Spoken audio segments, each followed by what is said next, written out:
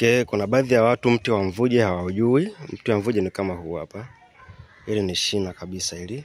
Na sifa ya huu mti, kwa maana kama unapita karibu na tema harufu, kwa maana utanukia. Kiasumba kwa wale ambao wanaujua tayari, unakuta utakugeuza tu hata kama ile sehemu ni ngeni kwako.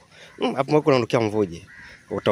Utautafuta na utauona. Kwa hiyo hapa ndo mti wa mvuje unavyokuwa. Huu hapa. Kwa kama unapita sehemu ambayo ni ngeni kwako, lazima tu utageuka na kuweza kuangalia. Yeah. Hapa nimepita hapa nikaona kwa sababu kwa ni uchukue afu iwe faida kwa wengine ambao the stranger of it. Unaona? Kwa ndo mtu wa mvuje na hivyo ndivyo unavyokuwa. Yeah. Unanukia kweli kweli. Cheki majani yake yalivyo.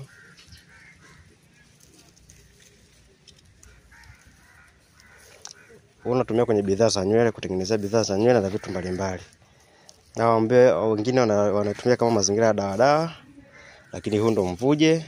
Sisi watu bidhaa za nywele tunatumia sana kwenye sabuni za tiba, mambo ya kutengenezea, kama sometimes hata kwenye shampoo inaingia, kwenye mafuta ya nywele. Mti kama hapo ndio ambao tunautumia. Kwa sasa ni wewe sasa, kama ulikuwa hutambui, basi utambue kuanzia leo, na ukishatambua basi unakuwa vizuri kabisa. Cheki majani yake jinsi yalivyo.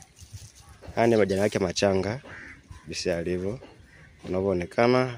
Hebu ni zoom kidogo hapa. Ndo mti wa mvuje huu. Kwa sasa uweze kutambua na kwa kujua majani yake kwa karibu, kiachukua yapo hivi na yana harufu. Yaani hata nilivyochuma hapa, hata bila kuyafanya hivi yanatema harufu. Kwa hiyo hata sina haja kuyaweza kuafikicha hivi ili ateme harufu, no.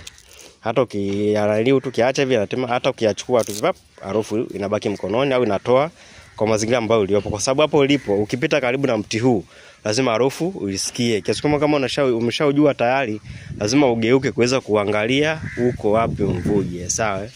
Kwa hiyo iko hivyo. Wengi tunatumia kwenye masuala ya bidhaa za nywele pamoja na sabuni zetu za tiba. Tunatengenezea bidhaa kama hizo kwa maana asili. Wengine ambao pia ni dawa, though sijui inatibu nini kwenye upande wa mwili wa kawaida mbali na kwenye ngozi au nywele, sawa, ila kindani zaidi sijajua, lakini inasadikika kuwa ni dawa. Yes, huo ndo mvuje. Upo na mwalimu wako Issa Hamisi na Mtike. Kama mpendelea video hii ya kuweza kukupa kwa maana kukupa mwanga kidogo wa mvuje, basi subscribe, like na share. Usisahau pia kucomment. Yes, huo ndo mti wa mvuje. Bye bye. Ulikuwa na mwalimu wako Issa Hamisi na Mtike. Tuko pamoja. Be positive. Ujasiriamali unalipa. Bye bye.